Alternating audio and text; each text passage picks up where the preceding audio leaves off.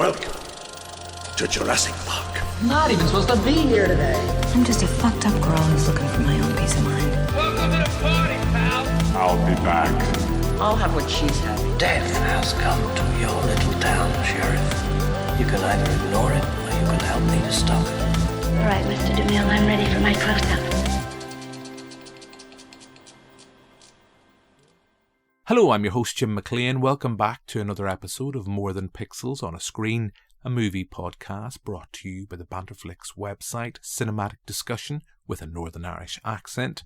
The aim of this pod is to seek out the deeper meaning in all things cinematic as we look back at beloved cult classics along with newer releases and pretty much everything in between.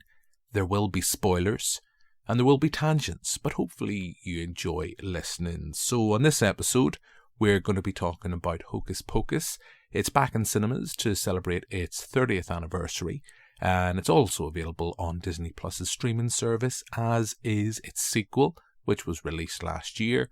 We're going to be talking a little bit about that in this episode, and we'll also touch on the third instalment that is currently in development at the House of Mouse. On this episode, I'm joined by the lovely Victoria Brown, Banterflix's very own resident Disney Queen, and Nicole Hamilton, who's making her third outing on the pod, and she's an avid horror fan, so it's great to have her on this episode. It was recorded via Zoom. Hopefully that doesn't mean there won't be too many audio issues for you, dear listener. So it was a lot of fun to talk about Hocus Pocus. Hopefully you enjoy it. Before you hear myself, Nicole and Victoria chat about the film, let's play a clip.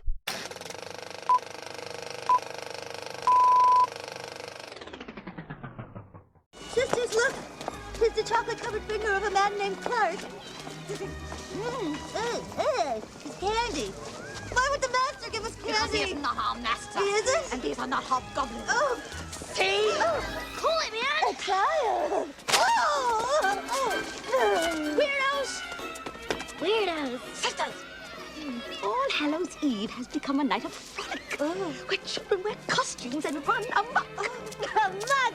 Amok, amok, amok, amok, amok. Oh, we need just one child. So that's a clip of Hocus Pocus. We're going to be talking about the film as it celebrates its 30th anniversary this year. We are in spooky season. It is October. So, of course, we're going to be talking about this. This is we need to talk about Disney-tinged episode throughout the spooky season. So that means I'm joined by the lovely Victoria Brown. Hello. Victoria, so we will at some point we're going to get round to finishing our Dark Ages retrospective of Disney. Something I think we possibly started in the Dark Ages ourselves. Feels like a long time ago we started this. A lot of time. I think, was COVID a thing when we started this? I think it was, which is a weird thought. So it feels like a long time. We've had a few setbacks. We've had a few kind of little steps forward, a lot of steps back. But we're talking about... Now, no, we're not talking about the Dark Ages at this point. We will get round to talking about Oliver and Co. We're going to talk about God. Cry, and it's going to get really emotional. But we're not talking about that on this episode. As I said, it's spooky season. We thought we'd talk about a Disney Halloween-tinged special for the episode. And that, of course, leads to Hocus Pocus. Could have talked about Halloween Town. I threw it out there, listeners, to Victoria, and she was like, nope, I want to talk about Hocus Pocus. So that was that. So this is technically your show, Brian. Yeah. I'm just here for, witty banter. And, in this episode, Sarah Jessica Parker. But we'll not talk about that just yet. So we can't just talk about this on our own. So we needed to get somebody else. Now, sadly, Sharon Stone is not in Hocus Pocus. But yet, the lovely Nicole Hamilton, PhD researcher, was very keen to come on board to talk about Hocus Pocus. So it's a pleasure. I think this is the third time, Nicole, we've had you on. Yes, it is. The first time was Scream, and then the second time was Pearl. So we're taking a slightly different turn with Hocus Pocus, but still spooky. So you are a horror fan. So we'll start. I mean, we're talking about Hocus Pocus. We've played our little amok clip, which makes me smile every time. I mentioned to my lovely wife we were going to be talking about Hocus Pocus in this episode, and she then went into a full rendition. Then she went into a bit of Bette Midler. I think she loves this, possibly, Nicole, more than maybe you like Sharon Stone, if that's possible. How many times can I get a reference into Sharon Stone? Once I find one little thing that someone likes, it's like, right, that defines you in my mind anyway. I imagine, I can see this is an audio medium. I can see you right now. I've wisely turned my camera off, but I can see now you've got your lovely little background. We've got some John Carpenter tinge the thing kind of going on there. We've got what looks like some DVDs. Off camera. I imagine there's a cardboard cutout of Sharon Stone. Shockingly, there's not, although my laptop is currently sitting on a signed copy of her autobiography. There we go. I knew there'd be somewhere. I knew there'd be something there. So that's Sharon Stone. We're getting that out. Listen to previous episodes when we've had you on. We've been talking about your love for Sharon Stone. But we're not going to talk about that. Although I'm sure I'll throw in a few references. We're going to be talking about Hocus Pocus. So, Victoria, since this is a we need to talk about Disney themed episode, this is Disney doing horror, doing kind of, as we said, it's the 30th anniversary of Hocus Pocus. Do you want to give our listeners a little bit of setup about the film? So, presumably, if you're listening to the podcast, you have seen the film, but just in case you haven't, Hocus Pocus is a 1993 film about 3 sibling witches named Winifred, Sarah, and Mary. Their goal is essentially to become the most powerful witches ever and live forever. But their plans are very much thwarted by Max, his little sister Danny, and his budding crush Allison, with the help of a young man named Thackeray, who was transformed into a black cat, and Winifred's ex-lover Billy Butcherson, who was resurrected.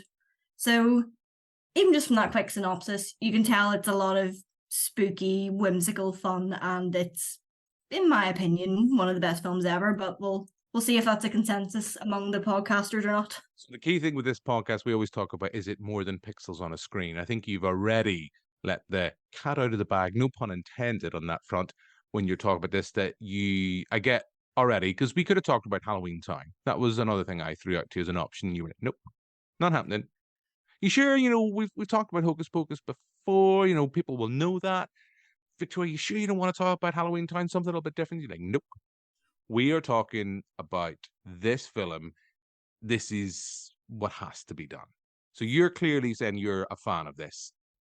I will say at the get-go, the lovely Therese Ray, who is of this parish and one half of Banterflix's Sleuth Sisters, her and I last year, around this time, we recorded an episode for Hocus Pocus 2, where we chatted about that, and we also talked about the first film. Unfortunately, it was one of the podcasts that never was. We had problems with the technology and the software, and also me. So that podcast never made it to light. So I will say right now, Trez, unfortunately, she's not here. She's not available at the minute.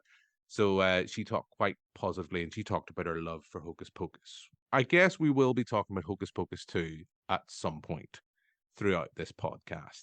So, Victoria, you've said you're really positive. I have to admit, I come to Hocus Pocus. I've already mentioned my lovely wife. She has that childhood nostalgia and that love for the film. I can't remember watching it when I was younger, if I'm honest. I'm sure I did, but I don't think I ever had that love for it. I think when I was like 10, I was just besotted with Michael Myers and Freddy Krueger. That says more about me than anything else. She has that love for the film, and I guess over the years we've been together, like over 15 years now. I mean, we watch it annually. We've already watched it already. It's the start of spooky season, the start of Shocktober. So I've got that love now through her. So just coming back then to yourself, Nicole, I mean, are you a huge fan of Hocus Pocus? I have kind of a similar story to you. I genuinely don't think that I watched it at all as a child. My mum was never really into that kind of spooky thing. She liked horror movies, but not more kiddie stuff. So I just never watched it. And then about maybe 4 or 5 years ago, it was playing at a local drive-in, and my friend wanted to go, and I saw it, and I really, really enjoyed it. I want to start by saying, was that like your first viewing of it? Yes. Yeah, I had never seen it before. So how old were you? This is where I started to like age difference, and I started to feel really old. 23 at the time, maybe. It's not too okay. Ish, 23, 24. So it's become part of my annual like Halloween rotation. And I quite watched. in a really short kind of time. Mhm. I not necessarily intentionally. It just kind of happened that every year somebody wanted to see it, and or my local theater was playing it, and I was just like, yeah, sure. And then rewatched it already this year for the podcast. So it has just kind of happened, not against my will, but not through like a really, really obsessive love for the film. I do really, really like it. I don't have the same kind of nostalgia for it that a lot of people do, just because I didn't. Whenever I was a kid, Halloween Town actually was my kind of go-to. Or like Scooby-Doo on Zombie Island, like that. Those were kind of my absolutes. And I'm sure if I had watched Hocus Pocus at the time, it also would have been one, and I probably would watch it and feel a lot more like warm, fuzzy feelings towards it. And I do have those, just not as strongly as I would probably if I'd watched it whenever I was a kid. Yeah, I'm the same. It's like I know a couple of years ago we had the lovely Dr. Juliana Monteverdi on. We were talking about Ghostbusters, and she kind of said she'd never seen it, and she went and watched it, and came back and said, right, yeah, okay, let's sit down. I'll go and give you a list of all the things that is wrong with that film, and why there's issues and problematic things about the film, and you're like, okay, can't disagree with anything you're saying, but I still have that rose tinted glasses, and I still love it from watching it when I was younger. I don't have that, as I say, with Hocus Pocus, but I do have a fondness for it. And rewatching it again for this episode, I'm always surprised how, for a Disney film at times, it's quite happy to have not edge. I mean, it's not, an outright. It is up. There is horror elements to it, but it does have a little bit of an edge for what I think is a PG certificate film. I'm not quite sure if it's 12A. No, I'm not sure off the top of my head, but it's not it's a kids film, but like all those great kind of kids films that I think we love or people love when they were younger, there is an element, the fact that it's quite happy to show a bit of darkness. So, Brian, I don't know with yourself. You've talked about how much you love the film. Did you come to this? We know, the lovely Mrs. Brown loves her Disney. And Nicole, I mean, you've now mentioned that your mum likes horror. So, I mean, we might end up talking about your mum as well in this. But Victoria, your lovely mum, who I've never met, I've only ever heard from you talk and tell me stories. She is a Disney fan. Is she a fan of this? Did she introduce you to this? Do you have love for this film from a young age, or is this something a bit like Nicole coming to this kind of later in life? I pretty much grew up with Hocus Pocus. My mom absolutely loved it, and it's just instilled that love of Disney witches into me. Like, I used to watch it regardless of whatever time of year it was. It could have been 30 degrees out or snowing. I still would have watched Hocus Pocus just over and over again on this little VHS copy we had of it. For anyone who's like under the age of 20, you used to have to record movies on like VHSs, and you would have the advertisements that you had to skip through, and it was really annoying. But thinking back on it now, it's quite nostalgic. But for us, one of the ones that we had on VHS was Hocus Pocus, and it got to the point where I actually run the video like out. It just stopped working because I watched it that often. And I think we can blame my lovely mum for this one because she is such a massive fan of this film. She and I can quote this pretty much the whole way through, much to the annoyance of my sisters. So your sisters aren't as big of fans of it, or Oh, they love it too. They just dislike my intense love for it. How could you possibly have a dislike anyone for loving all things Hocus Pocus? So that's kind of talking generally about our thoughts on the film. We have the three Sanderson sisters. It's Kenny Ortega, I think, is director, who I think came back to direct the sequel. No, he produced the sequel. I don't think he directed the sequel. I'll come back to that. That could be a Jim McLean half fact. But we have the three sisters. Bette Midler is just chewing the scenery in this film. She's having an absolute ball, as is the other two, I mean, we have Sarah Jessica Parker, who I admit, as I said, I don't remember watching this when I was younger, but I think if I did, I think I would definitely have had the biggest crush that ever existed upon Sarah Jessica Parker. I'm sorry, it's, 40-year-old man saying something, 40-year-old man says something creepy. He is attracted to attractive woman. But yeah, even now watching it when I'm, now I'm like, oh, Sarah, Jesus, go on, you girl, yeah. And then I can never say her name. I apologies. But then we have Kathy Najimy, I think. Kathy Najimy, who is great in this as well. She's the comic relief that, she's the good witch, kind of, yet she still wants to eat children. They all want to munch on some kids. And what I love about the film, I was kind of talking at the start in my typical rambly way. Regular listeners will know this. They're used to it. It's like just been a warm cup of tea. Good old warm hug of Rambly Jim. In that sense that it is such a dark opening. In the fact that it just throws you straight in. We have these three witches. They have the little cutest little girl. And they have their plans for what they want to do. And it just goes from there. And then we come to so the film, I think it says, so it was released in 93, so I'm going to imagine it's set in 93, around that time. Then we have it's kind of coming into the modern time, at the modern world. Then we have the stories of the Sanderson sisters, they become myth. And then we have our rather kind of cool dude, Max. And I'm going to ask, right, I was never that confident in school. And I don't know, ladies, I don't think if little Max came up to me, it was like being a dick, and was like, by the way, oh yeah, everything that you believe, all this stuff about sisters, about witches, that's a load of nonsense. There's my number. Call me. Is that going to work in either of you? I'm sorry, because, I mean, he's adorable, but, he's a bit of a dick at the same time. Nah, having the audacity to, in somebody else's hometown, say no every single thing that you and your town believe in and celebrate, pile of dung. Please go out. He doesn't even say please go out with me. It's just go out with me, essentially. It's the sheer confidence, and you use the perfect word there. It's the audacity. Like, why does he think after he's just insulted her entire way of living that she's gonna go, yeah, I'll go out with you in your wee tie-dye shirt. Your sexy shoes.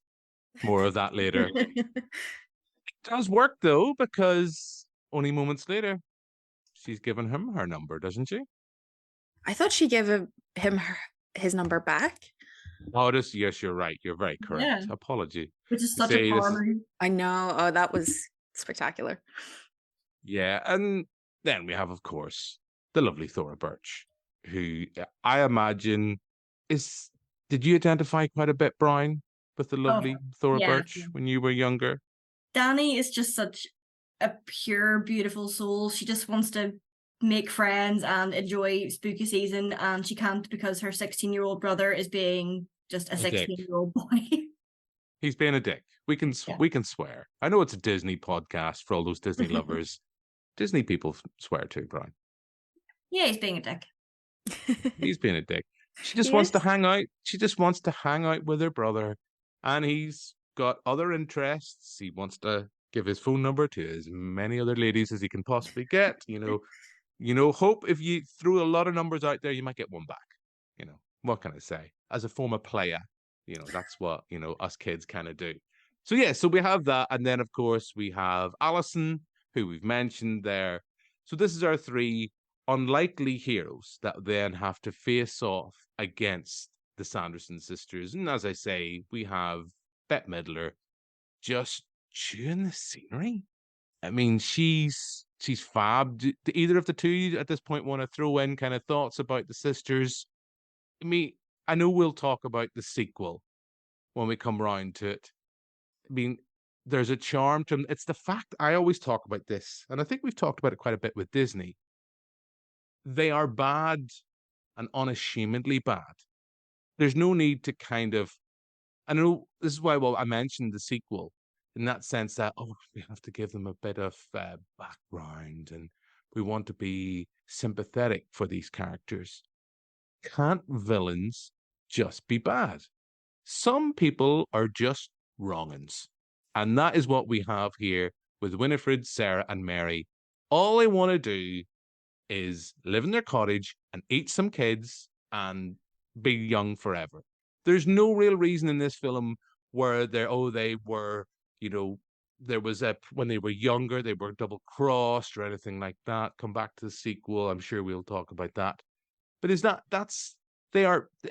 they are pantomime villains who want to boo and hiss, and it's why we love them. Yeah, I think I was going to say Bernadette Peters. It's not Bernadette Peters. That's a completely different person. Completely different person. I kind of want to see that now, actually.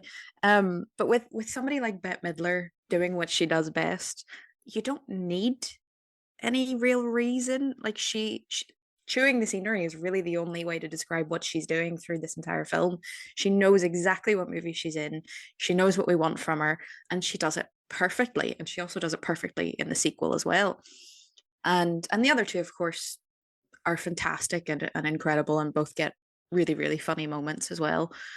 But you don't need any of the fluff around those characters whenever you've got somebody like that at the helm, just doing the most that anyone has ever done in a film. I think the intriguing thing is, and I'm not quite sure, I don't have a time machine to go back to 93. I would imagine Bette Midler is the draw here. She's the A-list talent that's being brought here for that.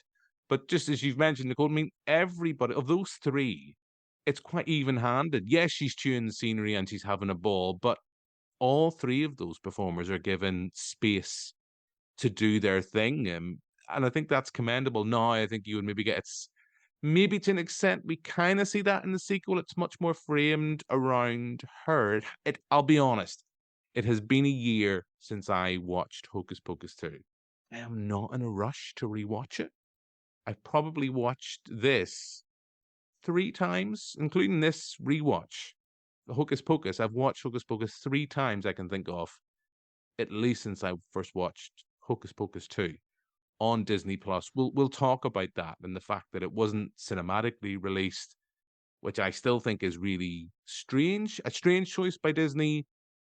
Having watched the product that they delivered, I can understand why. I don't think it was great.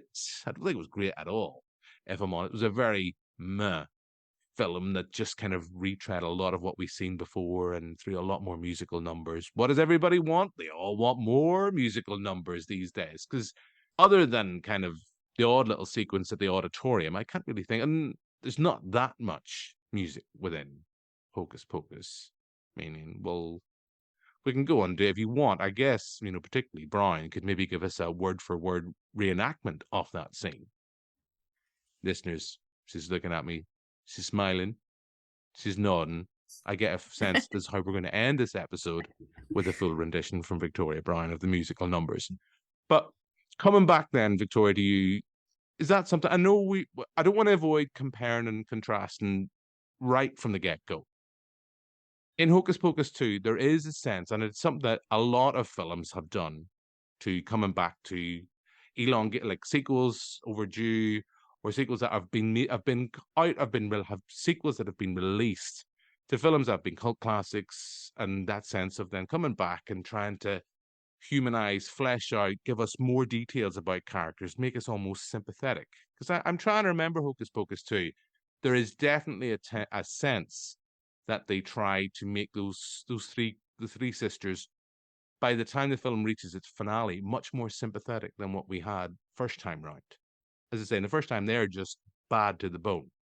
So coming back then to that point, Victoria, isn't it good that we just have 3 sisters who, as I say, they just want to eat some kids in peace? They don't need to have a reason for it. Not, as they say, it's like David Lynch, not everything needs to be explained. Not everything needs to be told from A to Z in a kind of straightforward way. Some people are just bad. Yeah, I think that's true. I think one of the first podcasts that I ever did with you was about Maleficent, where it gives her, like, she's my favorite Disney villain, and they give her this really elaborate, elongated backstory that you just don't need.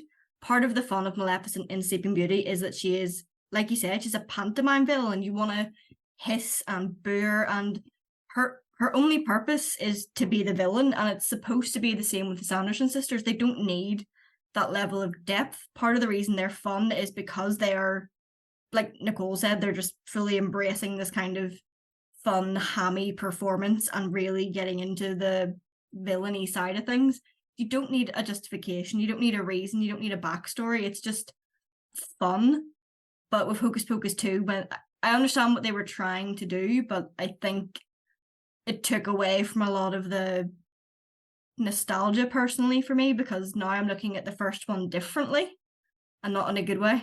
So Hocus Pocus 2 just feels like something that it's been designed by committee, and it's like, right, we wanted to, and I'm not saying that I'm not going to say, listeners, right from the get-go, I'm just making this clear, I'm not saying Hocus Pocus is an edgy film, right? It's not an edgy film. It is a Disney film, front and center. It just so happens that it does have darker elements. It does have moments. I think I don't know, because I don't remember watching it as a youngster. And Nicole, you only watched, I don't know, maybe at 23, you were terrified in certain scenes. I don't know. But Brian, can you remember, I mean, did this film ever, I mean, there's some scary elements. I think the only bit I can think of that would freak me out if I was younger is the bit near the end of Winifred turning to stone. I think would kind of freak me out. Possibly, I don't know. Maybe Billy Butcherson might freak me out a little bit. But do you remember at all being terrified? Because we talk about this with Disney about how some of the animated films can be scary for younger kids. I'm not saying that. I don't think this is a hard 18 or anything like that. I'm definitely not saying that, because I've already said before, it's a PG certificate film. But it does have a few darker elements. And it's not just, a mom that wants to dress like Madonna. That's probably the scariest bit in it. Can I just say at this point, just to kind of interject, my lovely wife and I were rewatching this for the pod. And she kind of said, oh, we could do a couple's costume from Hocus Pocus. And I was like, oh, okay. What do you want to do? Do you want to go as Max and Allison? Or it would be weird if we went as Max and Danny. She's like, I think we should go as the father and the mother. And you're like, oh, okay. That's weird. I don't know. I mean, I get to dress as Dracula, which is fine by me, but I think she just wants to dress as Madonna. He never listens to these pods anyway, so it's fine. I fully support this idea. I don't know, but I cut across, as I just said, as we were talking about that, so there is scary things. Mom who wants to dress as the big kind of boobied Madonna. I mean, there's parts that I can understand if you're quite a scared kid, bits that would freak you out. Like Billy is very visceral looking, like the skin, the hair, he's all rotted. Like even when you first meet him, his mouth is literally sewn and he cuts it open. I can understand that there would be scary bits, but I think you weren't. As a child, because I read a lot of Goosebumps, I watched a lot of Scooby-Doo, I was quite desensitized, which was quite annoying as a kid because I wanted to be scared and it just never happened. It must have happened with something. Genuinely, the first memory I have being legitimately scared is the opening scene of Ghost Ship, where everyone gets like cut in half by this massive wire, and there's like 30 dead people just squirming about. Isn't that the scene? And then there's the captain's dancing with the little girl. Yeah. And then does she die as well, or is it just he's kind of minced in half? There's a film I haven't watched in a long time. She does die, I think, because I'm near sure she's a ghost on the ship when the crew come to investigate it, and she's still the same age. So I'm assuming she died, but maybe not in the same way. I haven't watched it for a long, long time. But yes, that freaks me out.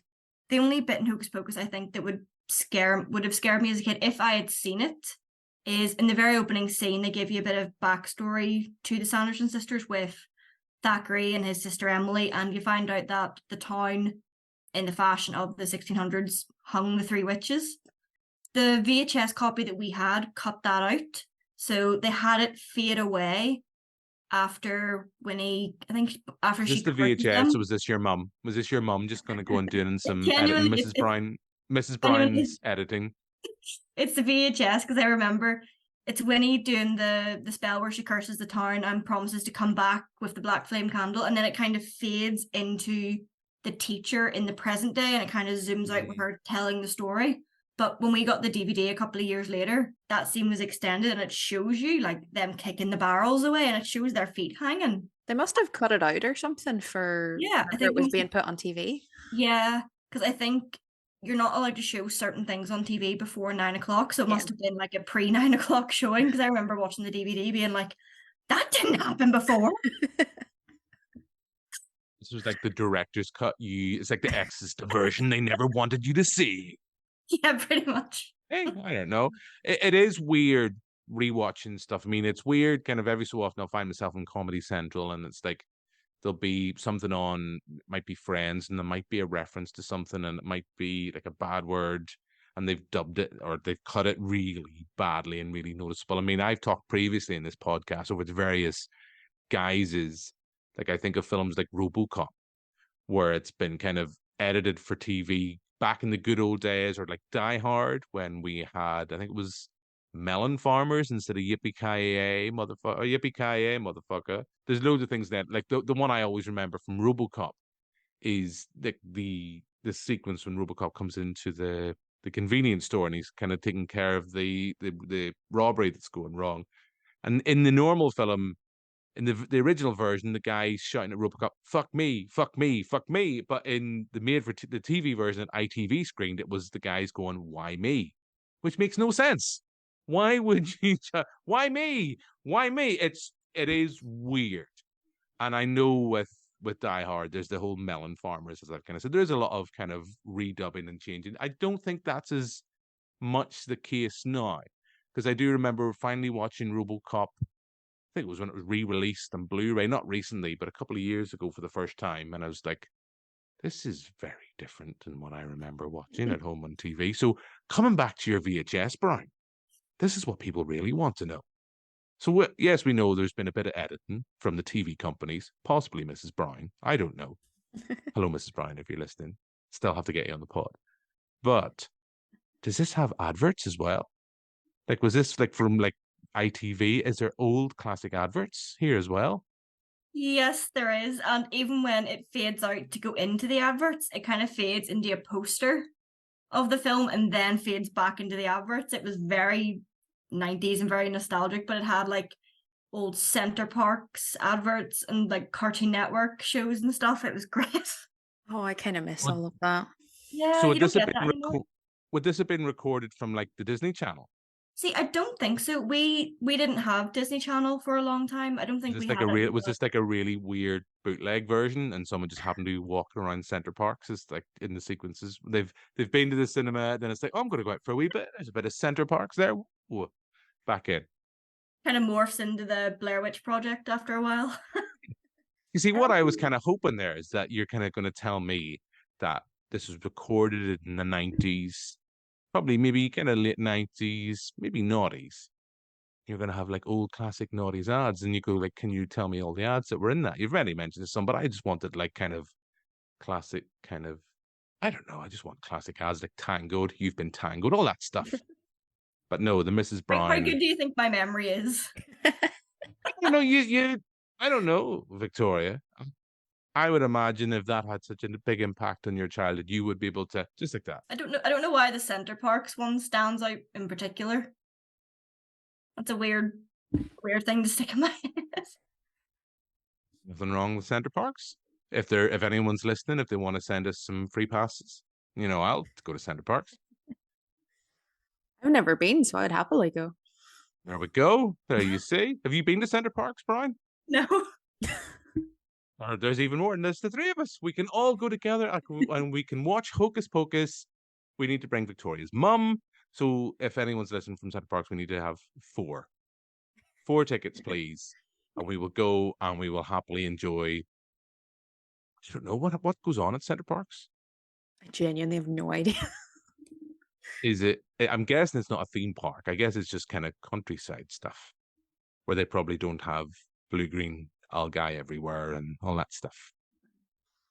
Let's just bring the Bandflix podcast a bit. That's bringing us a bit topical and into politics and edgy. The blue-green algae crisis. But we're in a simpler time. We're in 1993.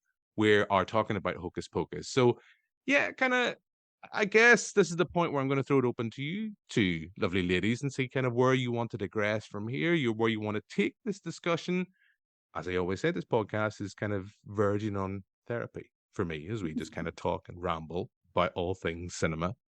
And Brian, I know you have the love of the three of us, probably the most. You've declared your hand pretty early on. Nicole, you only watched this a couple of years ago, and it's clearly become a favorite for yourself. This is where I'm going to open up to yourselves. Where do you want to take this conversation from here? Curious, Nicole, just from your point of view, because you only watched it a few years ago. What is it about the film that you love specifically? Because I think for me, it's hard to differentiate between what I love objectively and what I associate with my childhood. Yeah.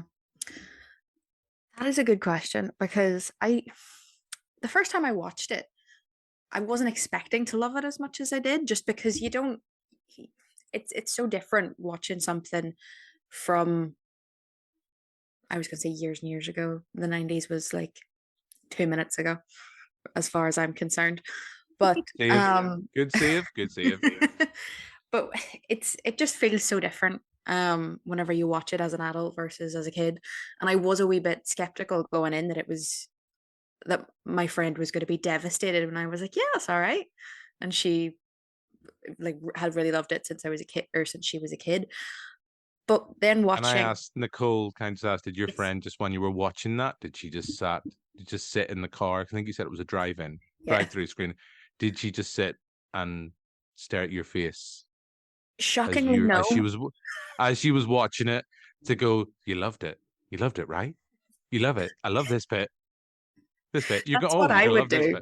That is, every time I show somebody a film, that is what I do. But thankfully, she was just engrossed in it, so I could just enjoy it and not be worried.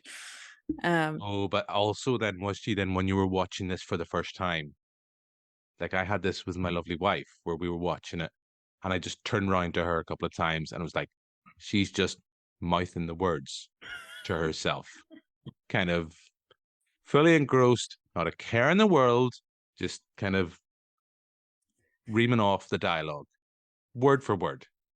Did you have that experience? I don't remember her. I think it happened a couple of times, actually. But nothing too egregious. Nothing really, really bad. But my friend is kind of a just sit down and enjoy the movie kind of person, whereas I am like every time I watch Scream, I am the annoying person monologuing beside Billy and Stu at every opportunity given. But yeah, it was only whenever I watched the second one that I think I was able to put it into perspective why I liked the first one so much. Because the second one is a lot more pristine looking and a little bit flat in some ways, whereas the aesthetic of the original, the kind of, not to pit these two against each other, but the Halloween townness of it a little bit, that kind of just, everything feels a little bit not organic necessarily, because it looks like you just walked into a Halloween shop. Like all of those things don't just happen to be there, but it has that kind of feel of walking into just a Halloween, really excited by all of the things to look at and everything that you could see and smell and touch, even though it's just a film and you obviously can't do any of those things. But that is the thing that really stands out for me, is kind of production design and just how magical it all looks. And I think that's a little bit, not to be the person who is like, the youngins these days don't know how good we had it whenever we were kids, and movies these days don't do it like they used to anymore, because that's not really what I mean. But there's just there's a charm to the practicality of it all. I mean, there's no getting away from that. It's at the weekend, and I know we were talking about this in the previous pod when we were talking about The Exorcist.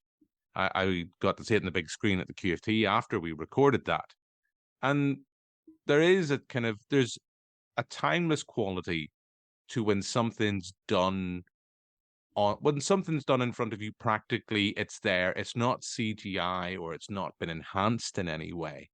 And I know, and it's not to take away from special effects, because when they're done well, they are done well. And I think the costumes in this film are fab. That's not to say the costumes in Hocus Pocus 2 aren't fab as well, but it's the sense that, as you kind of talk about, it's all the different things, like the Sanderson's house, the kind of how well that set has been designed. You didn't get that in Hocus Pocus 2.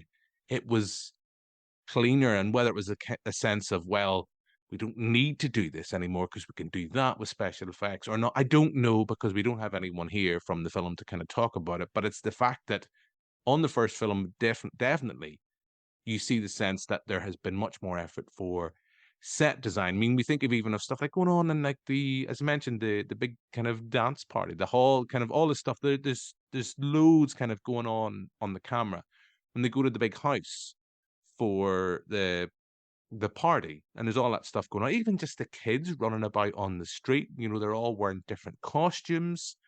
There's so much going on in front of the camera that's been done there. It's done and dusted. Yeah, so I wholeheartedly agree with you, and I will be the old man in the room that will go, kids, you don't know what it's like. When things are done there practically, as I say, I know I'm comparing apples and pears between The Exorcist and Hocus Pocus, two very different films, both kind of in the horror genre. They're both in the horror genre of sorts. But there's the timeless quality to that film, that it's all done there for you, and it's a testament to filmmakers, cinematographers, costume designers, set designers. I'm repeating myself. I apologize. But yes, I am agreeing with you completely. Brian, is that something you notice? It's one thing I had jotted down. I just don't have my notes in front of me, which is good when you make notes. But the Sanderson sisters' house, I did note rewatching it. It's the sense of someone has clearly done a lot of work designing that set. And I know, like, again, I'm comparing apples and pears. It's like Ridley Scott talks about with Alien. Your set can give you so much to play with. It helps create atmosphere, tone. When you have that, and then you throw into the mix, when you've got, as I've already mentioned, we've got the likes of Bette Midler chewing the scenery, it all just amplifies things. So yes, I agree with you completely, Nicole. Brian, just on that point, the costumes, the set designs, it's Disney. It's what Disney do well. Yeah, I think part of the charm of the first one is, like you were both saying, the amount of effort that was put in because you didn't have that technology there. There's times where it kind of feels like a play or like a theater production, because it's so, like, you can really see the texture of their costumes. You can feel like the wood in the house. You can see the cobwebs. Like Nicole was saying with the new one is okay, but it's too clean. And I think a lot of that comes with the advanced technology. Kind of building what you were saying, Jim, just about like The Exorcist and Alien and things. Tim Burton is one of my favorite directors before he had money. I think Tim Burton does his best work when he has a limited budget, which is why things like Corpse Bride, Sleepy Hollow, Batman, Beetlejuice work so well, because the set is such a practical and physical part of what you're seeing, and all the costumes, like even Beetlejuice, like you can feel that moss on his face. But with his new stuff, his stuff that's meant to be creepy, you don't get that because it's all CGI. And I think Hocus Pocus 2 falls into that trap as well. It doesn't feel like the same amount of effort has been put into it or something. Like there's more money in the film than there is love for the story, I think. Yeah, I would completely agree with that front. I mean, I do like Tim Burton too. I'm not allowing myself to get excited about Beetlejuice 2. I don't think that film needed a sequel. Nope. I'm still going to go see it. Oh, yes, Tim, if you're listening, yeah. Tim, if you're listening, you've got my money. Michael Keaton back as Beetlejuice. I'll go see that. I'll go see it. Michael, if you're listening, I'm looking forward to seeing that performance. But at the same time, total respect for the likes of Gina Davis for not coming back. And she has a perfectly valid reason. She's like, ghosts don't age. So the only way I can come back is pretty much if you digitally de-age me, and that technology's not there, no matter what they say.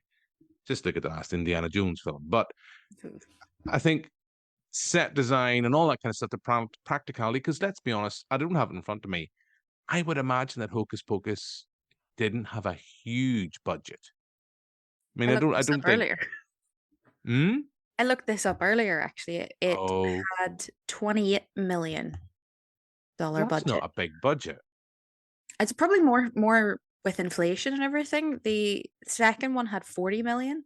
So not actually that much of a difference, I'm going to assume. I don't do maths, so I don't know what the inflation stuff is.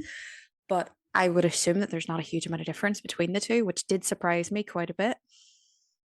I would say probably. I'm curious how much of that has gone to paying Bette Midler's side of things.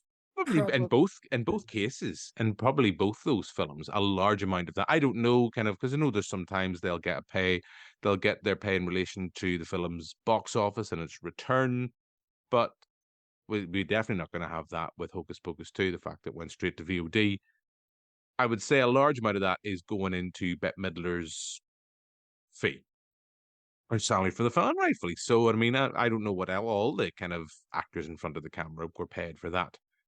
I think that 28 million budget is probably, there's more to play with in the first film in 93 than you have a 40 million budget second time round. Because I'm going to be honest, I think Hocus Pocus 2, bar all the stuff at the start with the young Sanderson sisters. Although the young Winifred is, we started to watch it actually last night, so I technically lied, listeners. I apologize. We did turn it off because once we'd finished watching Hocus Pocus 2 just started. We got a little bit into the second one, and it's the little girl. She's great as playing the young Bette Midler, but it's too on the nose, and it's too. I mean, I'm sure she's great. I just was like, right, you're just doing an impression, and you've just kind of sat and focused and worked on that for ages and ages. But the stuff at the start looks great at the start of Hocus Pocus 2. It's just that once they get back to our time, and the fact that I think there's a lot of plot holes second time round with Hocus Pocus 2 in relation to the first one, it looks, we talked about earlier on, looking cleaner. I think it definitely looks a lot cheaper in comparison. And I would say that's why I think a 40 million film now, I don't know what that would have been back in, 93, probably less than 28 million. I don't know. Someone needs to explain it to me with Freddos. That's how I understand inflation. I'm deadly serious. I'm someone who reads the news.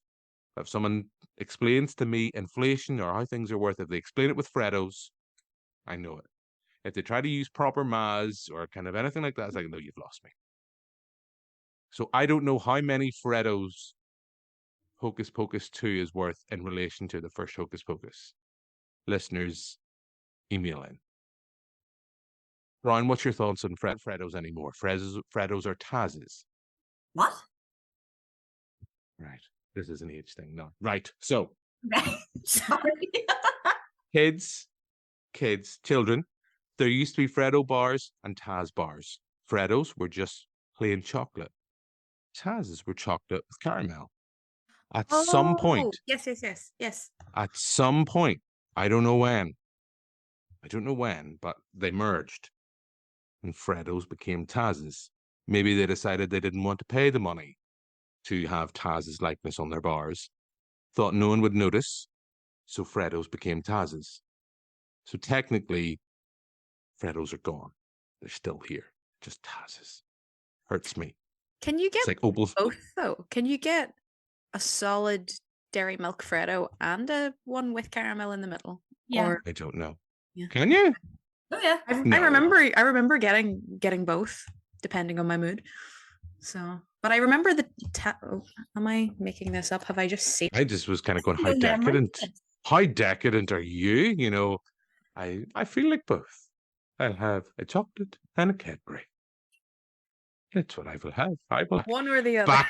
Back in the day, I don't know. Email in, listeners, for any other classic chocolate bars that are sadly no longer with us. But to my knowledge, Freddos are technically Taz's in disguise. That is my thought. But we somehow got to this by talking about inflation. So I don't know. I did the. Brian. I was about to say I did the maths. I got Google to do the maths for me. Hmm. Apparently, 40 million now is up just under 20 million in 1993. So their budget was less. And it looks it. Yeah. My knowledge of Taz bars and Freddos has taught me well. I was correct. Yeah.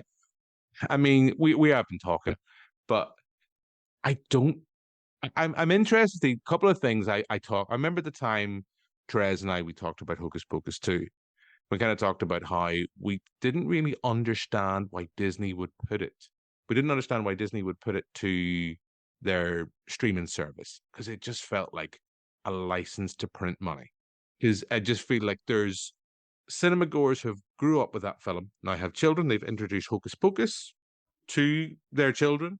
Their children may not have children, and they've introduced their children to that film, and they will introduce that children and that children and that children. I'm stuck on a rinse and repeat mode. But there is people going with a lot of nostalgia and a lot of love for Hocus Pocus. And it's strange how that film has kind of entered into pop culture. And I mean, you see it now from everything. I mean, cosplay, I know, but you can see kind of how drag culture is kind of, there's elements within that have embraced parts of Hocus Pocus. And I guess there's a whole other kind of discussion to be had about kind of queer representation. We can go down that, It's a shame that after nearly an hour and after talks about Freddos and inflation that we get to that kind of thing. But you see that, I mean, there's definitely elements within Hocus Pocus 2 where they're kind of playing into that element. I'm nearly certain, I say it has been a while, but I think, isn't there, like, in the dance-off sequence, isn't there drag queens within? Nicole, you watched this recently, so maybe I'm misremembering this completely. In the second film, whenever they crash some kind of, I don't know if it's like a look-alike thing, but there are like multiple groups of, I think they're all drag queens, possibly, maybe they're not. But there's definitely a couple of drag queens. There's one, I do apologize if you can't, I don't know if you censor any words in this, but I feel like minge might be one that you could. So one of the drag queens is called Ginger Minge. She's the one that does Winnie. Amazing. And I cannot remember the name of Nicole, all I will say, if anyone thinks I'm going to censor the word minge, and if they're coming to this podcast after listening to what Adam, Joe, and I talked about with Pazuzu and how rather well endowed Pazuzu is in the X's Nat statue, will know that there's not a lot of censoring goes on. I know we're in Disney territory. We can still talk minge. It's okay. That's of all the words I thought you were going to come out with. That should be the tagline for the entire podcast. Yeah, I think that in the grand scheme of things, that is a very kind of like low bar word in terms of, you're not going to get censored for that. You're not going to get cancelled. No. It's the kind of word that evokes shock from a lot of people that I know. Maybe I know more conservative people than I thought I did, but I think you'll get more people upset if you say the word moist instead of minge. That's true, actually. Just don't say those two words together. Stop. The old man coming through. But yes, as I will say, if you think I'm going to censor that word, I have a lot of retrospective censoring to go on, particularly in relation to the last episode where we talked about Pazuzu. Yes. So we were talking about no, Captain Howdy indeed. If you listen to that podcast, you will know that reference. So yes, I mean, it's strange how, I mean, it's that sense of you want to give representation and you kind of want to kind of showcase kind of all the kind of different aspects of society and culture. I do find it in Hocus Pocus 2, and I do find it with Disney. Sorry, Mickey, if you're listening, it does feel like tokenism so many times. It's like Brian, you and I've had this discussion before. Disney talk about their live action version of Beauty and the Beast. There's a sexual character in this film, and there will be a kiss they will embrace. 2 seconds at the very, very end. It's like, oh wow, who gives a fuck, right? Really, just wow, why make such a big fuss and hullabaloo over that. How representative are we here at the House of Mouse? I don't know. I know we're kind of going down a digression. Anything that can take us away from Pazuzu and other things is good. You know, am I wrong in this front? I mean, it's not a stick I really want to hit the first film with, because I guess that's the film that, well, maybe it is. I mean, Nicole, kind of looking at now, I haven't watched it kind of so recently and been so fresh of the three of us here for the first time. I don't know. I mean, it is a very white film. It's like, and when you look at the first Scream film or the first Nightmare on Elm Street, it's a very white neighborhood they live in largely.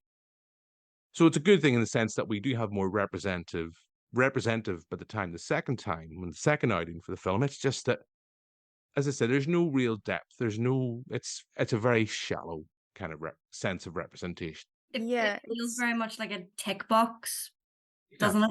Yeah, exactly that. You can feel somebody in a Disney office thinking, okay, we need to appease the gays, we need to appease the people of color. It's some white guy in a suit as well. Yeah. It's like in Barbie when Will Ferrell and his little boardroom of white men are making all of the decisions about how they're going to represent everyone else. That is kind of what it actually, I feel specifically with Hocus Pocus 2, I think they were like, you know what we're going to do? This will get all of the gays. We'll put Hannah Waddingham in. They'll all be happy. The gay men be so excited. The lesbians will cheer. That's Nicole, it. Representation. They made me very happy when Hannah Waddingham kind of went in. Yeah. It made everybody very happy. Yeah. Well, actually, they didn't make me happy because she wasn't in it enough. I was quite disappointed. But yeah, she was only in it for like what, probably less than 5 minutes of screen time. Really? For some reason, I had set it up in my head that she was going to be like the main antagonist, because I assumed that they were going to move away from the Sandersons to try to humanize them, like we were talking about earlier. And I just assumed that she would be the big bad. And then wasn't the main like antagonist kind of their own inability to deal with their past and their emotions? Disney are very big on that lately. That's very old. That's like, a very 2023 antagonist. They don't need to do that. They're not those kind of characters. They are fine to be evil, and for the main characters to go up against this big bad that just has evil stamped on their forehead. They don't need this whole redemption arc of these witches who have to deal with their emotions. It's felt in. They do try to redeem them though, don't they, by the end? Because doesn't Winifred, the two other sisters disappear? It's been a while since the and then she has her moment of redemption by bringing them back, isn't it? Because she becomes all powerful. Yeah, the two sisters disappear because she had to lose what she loved the most, and they committed the cardinal sin of getting rid of Sarah Jessica Parker, which is very upsetting. And then she realized that she loved her sisters all along, I guess. And I guess we're supposed to infer that she is therefore a good person now, even though she once did literally eat children. And loving your family doesn't automatically make you a good person. No. Yeah. And eating children doesn't necessarily make you bad. Exactly. It's all about perspective. Discuss children. I don't know. As I come back to, and Brian, you and I have talked about it in this pod, we've talked about it on many a pod, it's that sense that people can just be bad. And I think that's in real life as it is on screen. You don't need justification. You don't need reason. And an example I'll give, just because I watched it recently for my sins, is Rob Zombie's Halloween, where you go, right, Michael Myers is just evil personified. He's just a nasty, well, not even nasty. He's a bad one. Cut simple. You know, I know we're going to be talking about Halloween again, an upcoming episode with Joe and Adam. But Rob Zombies is like, he had a bad upbringing. He had this happen to him, that happened to him. This is the kind of, when you demystify something, when you explain something, you take away the mystique, you take away the charm, you take away, particularly in Michael Myers' case in Rob Zombie's film, you take away the scare factor. And I'm not saying the Winifred sisters, I'm not saying that the Sanderson sisters are inherently scary. We've kind of touched on this already. It's just the fact that they can just be bad. And you go to the pantomime and villains are there to boo and hiss. Hocus Pocus isn't meant to be an in-depth character study. If anything, the main character arc should come from Max, Danny, and Allison. The main, like, quote-unquote protagonists, the good characters. You don't need that for the bad ones. Same with Halloween. You do not need this big backstory for Michael. Yes, some people do enjoy the film for what it is and kind of view it as its own separate thing away from the original. But I think giving too much explanation into the backstory takes away from the story in the present time that they're trying to tell. Especially in Halloween, where they take 40 minutes to tell you how his mother was a stripper and his stepdad beat him and he killed his fish. Maybe fish. I can't remember. It's been a long time. Some of the evilest people in the world kill fish. And it's that movie. Don't even talk about Rob Zombie. I mean, at least Hocus Pocus 2 is not Rob Zombie's Halloween 2.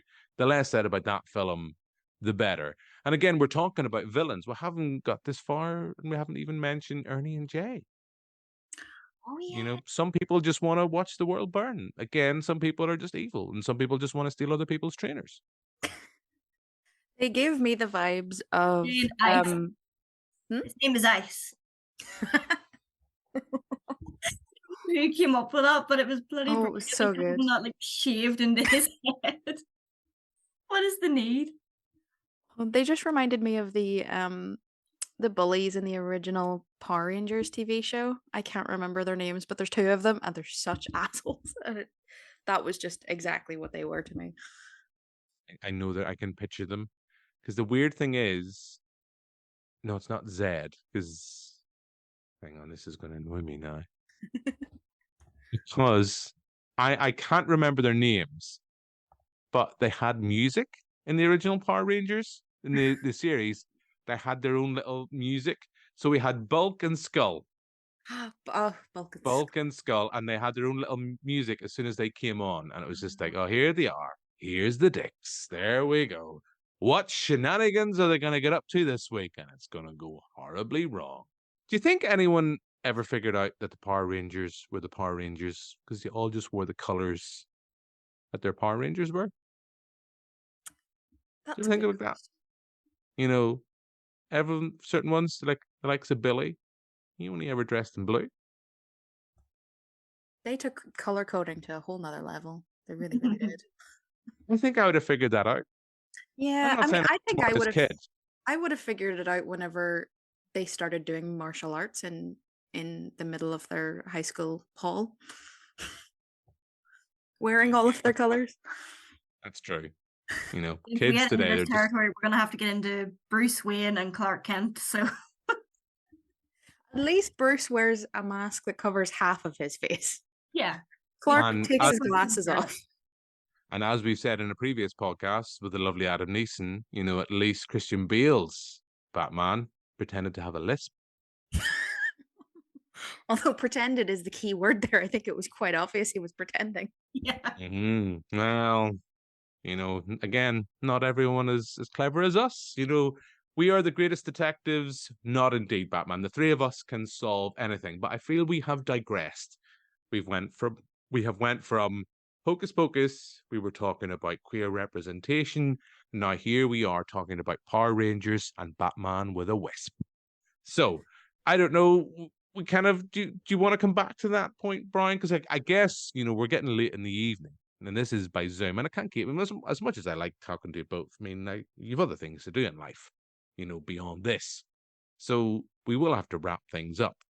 But, you know, do you want to come back on that front, that sense about kind of representation and kind of, it's a stick we've hit Disney before when we talk about this podcast, when we talk on this podcast, not so much about the older films. We usually kind of look at stuff like the Aristocats and kind of go, oh no, that's not what we want from representation. No, that's not it. When you know that warning's coming up, you're like, what have you done, Disney?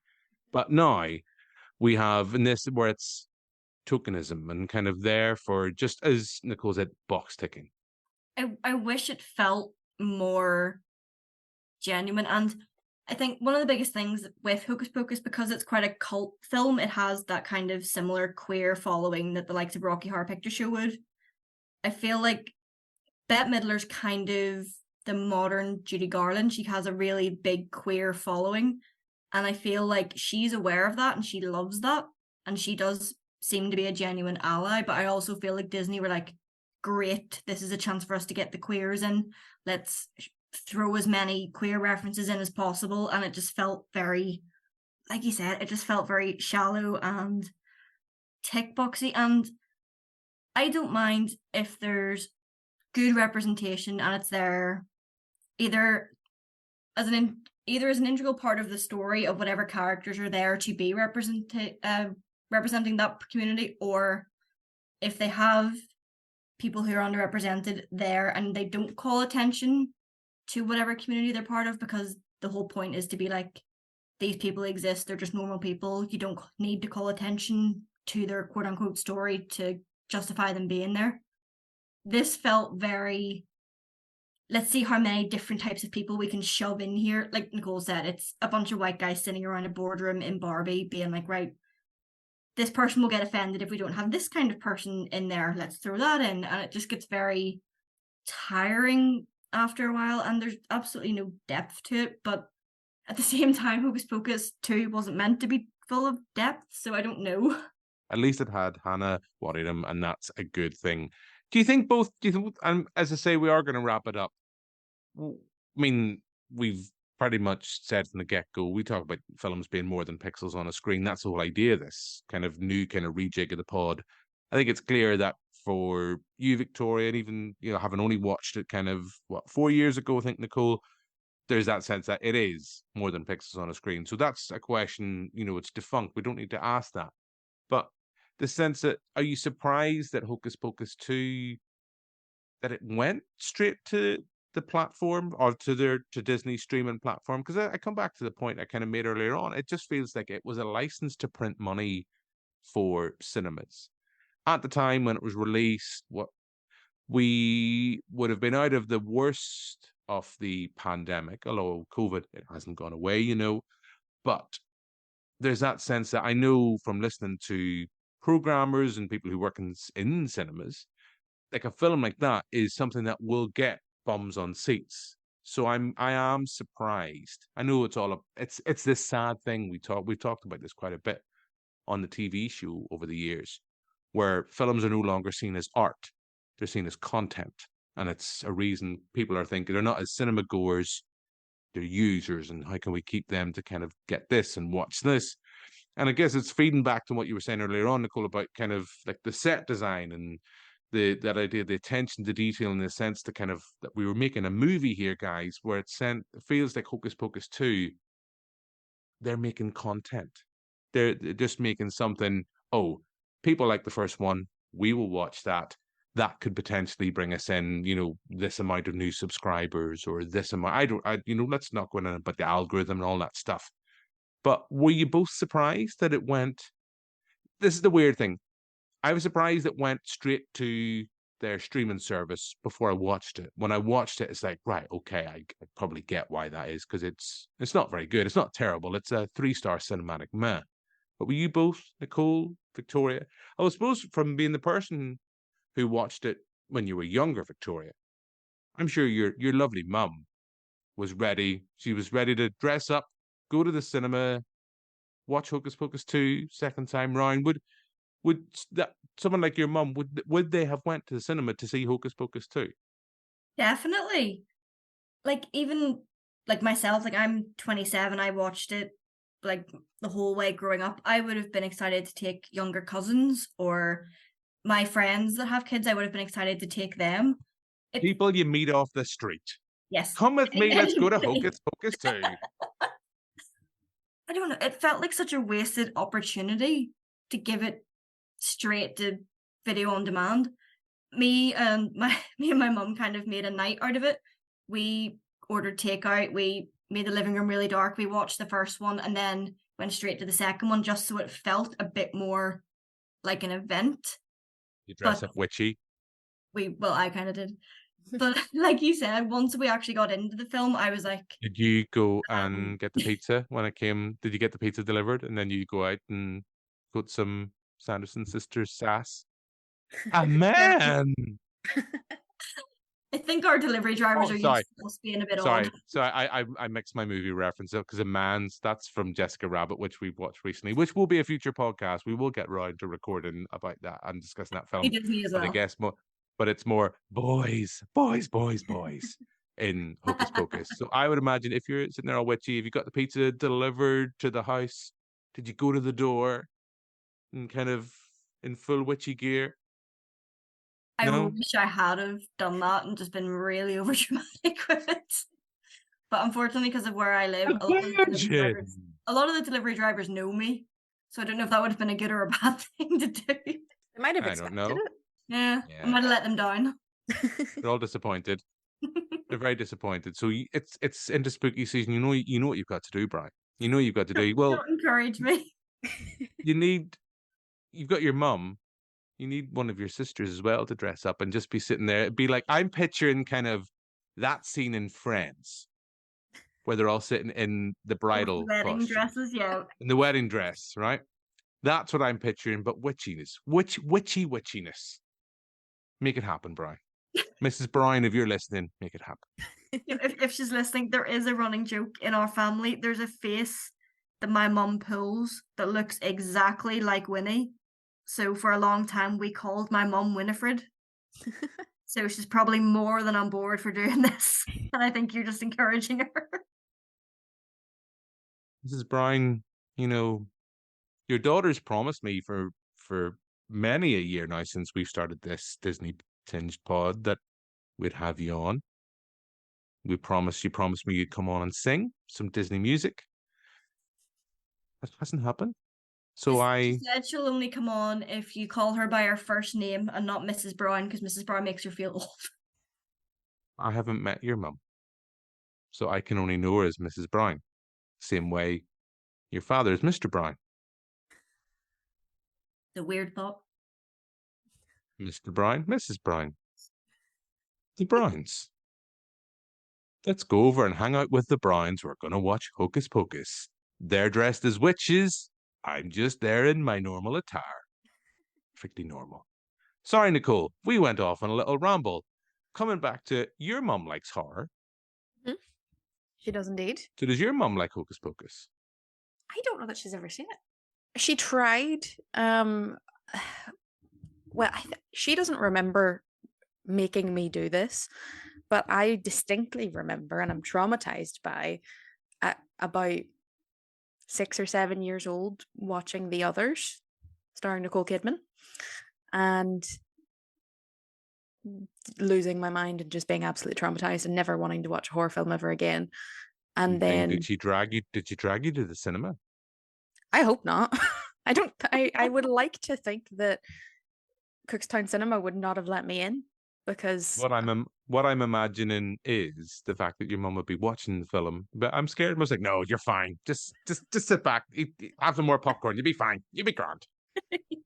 Is the scary bit over? Was the scary bit over, Mum? Yeah. It's good. And look up, Jesus. And then, like 4 or 5 years later, the Saw movies started coming out, and she went to see them every year. And I distinctly remember whenever she came home from Saw 2, her in vivid detail telling her 10-year-old daughter about a man who got burnt alive inside an oven.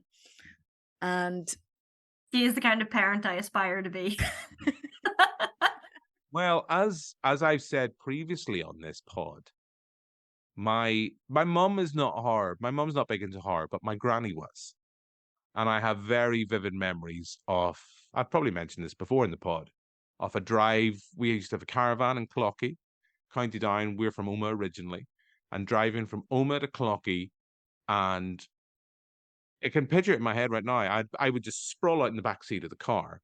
My granny would be sitting in the passenger seat, and she would be turned around and talking to me. And she told me on 2 separate occasions the entire plot of Nightmare on Elm Street and the entire plot of The Fog, John Carpenter's horror classic. And when we watched those films, when we went round to my granny's, she could never watch them. She said, oh, no, it's horrible. But I know she was looking. I know she was. So, yeah. So we all have that. We all have that. We all have our kind of enablers for horror. And you are a massive fan. You are a big fan, Nicole, aren't you, of the Saw Yep. movies now? So you've got that for your mum. Yeah, Her vivid details. I have been begging her to go and see Saw X with me, even though I've already seen it. Make it happen. I'm Mrs. trying. Hamilton. Mrs. Hamilton. Don't give her a Mrs. choice. Hamilton. Mrs. Hamilton and Mrs. Brown. Just everybody should go to the cinema all together. I don't know. Could be I don't know. Cookstown Cinema. It's a cinema I like as well. You just get me in Really? tangenty modes. And, yeah, I've been there a couple of times. I'm originally from Oma. I just know there's one screen in the Cookstown Cinema. I don't know if it's still the case. Isn't it the Ritz? Mm-hmm. In the Ritz? It is indeed. I think there's a screen that's not straight. There's a screen, I think, that if I vividly remember, where it's not sitting straight onto the screen, or the seats aren't straight with the screen. Yeah, it's a bit slanted, yeah. Is that by design, or did that just happen and they left it? I assume someone messed up. Actually, That's character. I've never thought about it. It's never really occurred to me, I guess, because it was just always like that. But my friends, I'm trying to remember the order of how these things go in my head. My friend's ex-boss's dad owns the cinema, so I can try to find out. I'm curious now, because that's a pretty big thing to mess up. But like, it's clearly like a character quirk of that particular cinema now. Now, what I want to make clear, listeners, I'm not saying you're sitting watching the screen and it's at like a 90 degrees angle. No. It's not that bad. It's just, maybe I'm wrong. It's been a while since I've been, but it just feels like it's just slightly off. No, it's definitely... I'm going to say screen 4, but it could be wrong. It's 4 or 5, definitely. I think it might be 4. But I get those two mixed up, but I think it is 4. Maybe my memory's better than what I thought it was. But yeah, I've been to that cinema many a times. Not in a while, I have to admit, now that I'm living more in Lisburn area. But the Ritz is a nice cinema. It's great to have that there. I mean, unfortunately, now where I'm originally from in Oma, our lovely cinema that was once described to me by a friend as a cattle shed is no more. It's gone. We have a lovely new Omniplex cinema, but I don't know. The Ritz, I would imagine, is still family run. Yes. Yep. I've forgotten their surname now, but yep, still owned by the same people that Mr. and Mrs. Ritz. That's their name. Mr. and Mrs. Ritz. I know their daughter is called Sharon. That's all I got. Sharon Ritz. We will always champion family-run cinemas because it's always important to do. I feel we have digressed. I don't really know if there's much more that needs to be said. We didn't even kind of descend into just a muck of random quotes. I don't know. Look, we'll bring this to a close. I said, I think it made the recording. I said earlier on, I think, on this episode, Hocus Pocus 3 is either been announced or in development. Hocus Pocus 2 does leave it open for potentially another installment in this series, whether that's another film or, like we see so much now, within kind of another series or something like that. I guess in the sense that you're both fans of the Hocus Pocus series, so it's got your attention, it's got kind of your interest, you will be checking it out. You know, you'll be checking it out. Is it because, I'm intrigued by what they might do, or is it just a case of that old thing of rose-tinted glasses, nostalgia? I'll check it out because I'm a fan of Hocus Pocus. Either of you excited at all about a third outing? No, to be honest. I don't see what else they can do to add to it. It just feels like they want more money, and I don't like that from any franchise or older film. But what if it's going straight to Disney's streaming service? That sense, you're going to be part of your whatever it is you pay a month. It's that thing I mentioned early on where it's content. It's more content. It's not like they're trying to make a movie or anything or make a piece of art. They're making more content for users that will probably. We've mentioned earlier, we're talking about Beetlejuice too. You know, we're not excited about it, but we're going to go say it. We're part of the problem. I am actually kind of excited for it. Really? To be honest. They got me with Winona Ryder. and I was already excited about that. And then Tim Burton had the audacity to cast Monica Bellucci, and then I was forced. Yeah. He knew what he was doing. He did. So I have to watch it now. I was going to watch it anyway, but I did actually hear earlier on today that, and don't quote me on this because I was just listening to a podcast where they said this, but apparently he's steering clear of the CGI and wants to go back to his roots and stick to practical stuff. So if we can force Tim Burton to work, maybe not under duress, but certainly financially limited means, then I will be really, really, really excited about it. That's fair. You're more excited than me. But I'm kind of hopeful my lack of excitement means I'm going to enjoy the film. I mean, I might be taken by surprise and go, okay, wow, didn't expect that. Welcome back, Tim. I'm just hoping it's not going to be another Dr. or Mrs. Peregrine's School for Penguins, or whatever that one was called, which just had no real charm for me. For all its magic and wonderful and all its Tim Burton-ness, it was Mrs. Peregrine's Penguin School for the Penguins. I don't know. I didn't like it. It was X-Men, but it was Tim Burton's X-Men. It didn't excite me at all, but we have digressed. So, Victoria, I can't remember. Did we ask you? Oh, no, we think we asked you about, are you excited about Hocus Pocus 3? Nicole, as we bring things to a close, you're excited about Beetlejuice 2. Are you excited for Hocus Pocus 3? I don't know, because I didn't have any desire to watch the second one. I just was ambivalent towards it. I didn't feel like I needed to watch it. So much so that I forgot that it was on Disney Plus. I actually watched it through less than legal means the other day, even though I currently don't even pay for Disney Plus because I have it free thanks to O2. So I wouldn't have even had to pay any money for it, but I just didn't. I genuinely forgot that it was on the streaming site. That's how little impact that film had on me. So I don't know. I'll probably watch it at some stage, but only whenever the desire to do so takes over. When we ask you on to talk about Hocus Pocus 3. Yes. Exactly. Well, I'm happy enough for that to be the enabler for forcing you to watch Hocus Pocus 3.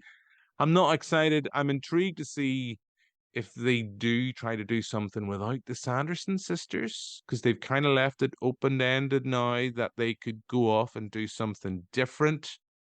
We've all been there before with various films, series, and franchises where they could do something interesting and they decide, let's go back and bring it back. Hey, if The Exorcist can bring Regan's mom back, then who knows? But look, I feel this has been a rambly episode. We've talked from everything from inflation, credos, Power Rangers, the Ritz, Sarah Ritz.